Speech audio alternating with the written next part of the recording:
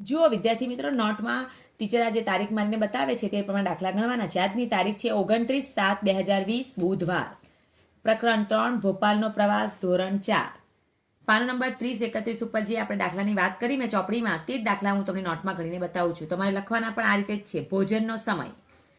પહેલો દાખલો છે, બસમાં ભોજન સમયે દરેક બાળકને એક નારંગી, એક કેળું અને 5 બિસ્કિટ આપવામાં આવ્યા. તો બધા બાળકોએ નારંગી અને બિસ્કિટ લીધા, પરંતુ 38 બાળકોએ કેળા ન લીધા. તો કુલ કેટલા નારંગી, બિસ્કિટ અને કેળાની વહેંચણી થઈ હશે? આ દાખલાની રકમ છે.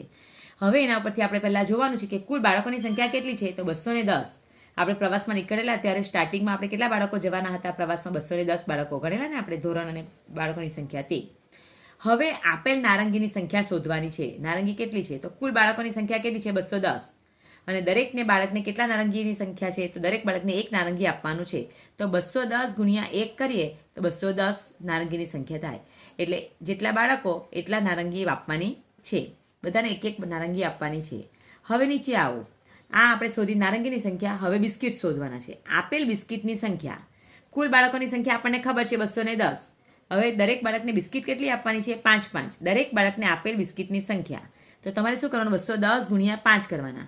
જો 210 ગુણ્યા 5 નો ગુણાકાર કેવી રીતે થાય? 5 ને 0 ગુણીએ તો 0. 5 એકુ 5 અને 5 દુ 10 એટલે 1050. તો બિસ્કિટ કેટલી જોઈશે આપણને? 1050 બિસ્કિટ જોઈએ. તો જ 210 બાળકોને આપણે વેચી શકીએ. કારણ કે એક વિદ્યાર્થીને આપણે 5 બિસ્કિટ આપવાની છે. તો 210 બાળકોને આપવા માટે કેટલી બિસ્કિટ જોઈએ? 1050. આ રીતે ગુણાકાર કરવાનો છે, ઊભો અને આડો. અને મેં ગણીને બતાવ્યો જ છે તમને. આ બાજુમાં ઊભો કરીને બતાવ્યો છે. અહીંયા જ કરી દેવાનું, પાછળ કરવાની કઈ જરૂર નથી. અહીંયા જ ગણીને બતાવવાનું. આ રીતે 1050 બિસ્કિટ તમારે વેચવાની રહેશે. હવે આપણે આવીએ કેળા. આપેલ કેળાની સંખ્યા. કુલ બાળકોની સંખ્યા કેટલી છે? 210. એ તો આપણને ખબર જ છે.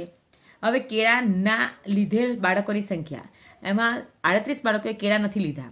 તો 210માંથી 38 બાદ કરી દઈએ. તો કેટલા વિદ્યાર્થીઓએ કેળા લીધા? તો 210માંથી 38ની બાદબાકી કરો.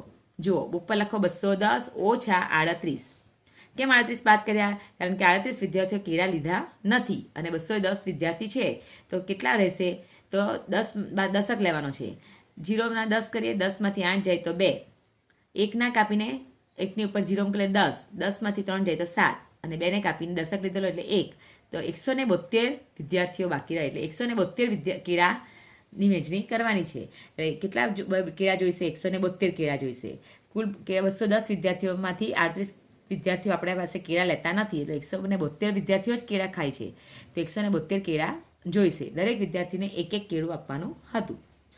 તો તમને આ રીતે મેં તમને નારંગીની સંખ્યા બતાવી, બિસ્કિટની સંખ્યા બતાવી અને કેળાની સંખ્યા બતાવી. આ રીતે મેં જે રીતે દાખલો ગણ્યો છે એ રીતે તમારે નોટમાં દાખલો ગણવાનો અને વિગતવાર લખવાનું કે કુલ બાળકોની સંખ્યા કેટલી છે અને કઈ કઈ વસ્તુ શોધવાની છે. પછી જુદો જવાબ લખવાનો, ગુણાકાર બાદબાકી કરવાનો, બાજુમાં બતાવવાના. જુઓ, 210 નારંગી, 1050 બિસ્કિટ અને 172 કેળાની જરૂર વહેંચણી થઈ હશે. બરાબર? આટલી વસ્તુ તમને સમજાવી દીધી. હવે બીજો દાખલો આપણે જોઈએ. જે આપણે ચોપડીમાં ક કમળનો ક, ખ ખલનો ખ વાળા દાખલા જે સમજવાના છે તે જોઈએ. જુઓ, ક કમળના કમાં લખ્યું છે, મેં મારા 4 મિત્રોને 4 ચોકલેટ આપી. મારી પાસે 3 વધી. તો મારી પાસે કુલ કેટલી ચોકલેટ હતી? ચોકલેટની કુલ સંખ્યા લખવાની. ચોકલેટ મળેલ મિત્રની સંખ્યા. ચલો, ચોકલેટ કેટલા મિત્રોને છે? 4 મિત્રોને એટલે 4. દરેકને વહેંચેલી કેટલી છે ચોકલેટ? 4 ચોકલેટ. 4 મિત્રો છે અને ચોકલેટ આપવાની કેટલી છે? 4. અને વધી કેટલી ચોકલેટ એ પણ આપણને ખબર છે, 3. કેટલી વધેલી છે? 3 વધી છે. તો 4 ગુણ્યા 4 કરીએ તો કેટલા થાય? 4 ચોક 16. અને વધેલ ચોકલેટ કેટલી છે તેને ઉમેરવાની એટલે 3. એટલે 4 ચોક 16માં 3 ઉમેર તો કેટલી થાય? 19. તો આપણો જવાબ શું આવે? 19 ચોકલેટ હશે અથવા હતી. 4 વિદ્યાર્થીઓ છે, 4 ચોકલેટ વેચવાની છે. એ ખાસ લખવાનું ઉપર કે ચોકલેટની કુલ સંખ્યા બરાબર ચોકલેટ મળેલ મિત્રની સંખ્યા ગુણ્યા દરેકને વહેંચેલી ચોકલેટની સંખ્યા. એટલે વધેલ વત્તા વધેલ ચોકલેટ. તો 4 ગુણ્યા 4 વત્તા 3 એટલે 4 ને 4 4 ચોક 16. 16માં 3 ઉમેર એટલે 19. એટલે 19 ચોકલેટ હતી. ચાલો, હવે આવો ખ ખલનો ખ. 3, 5 અને 7ની મદદથી તમે કઈ સંખ્યા બનાવી શકો? તમને બે સંખ્યા બનાવી છે, 357 અને 537. આ ઉપરાંત બીજી કઈ બનાવી શકો? તો જુઓ, બીજી સંખ્યા બને 3, 7, 5, 375. ત્યાર પછી તેનીથી બીજી સંખ્યા બને 573, 5, 7, 3. ત્યાર પછી ત્રીજી સંખ્યા બને 7, 3, 5. પછી 7, 5, 3. એકવાર ત્રગડો આગળ લઈને બનાવવાનું, એકવાર 5 આગળ લઈને બનાવવાનું, એકવાર 7 આગળ લઈને બનાવવાનું.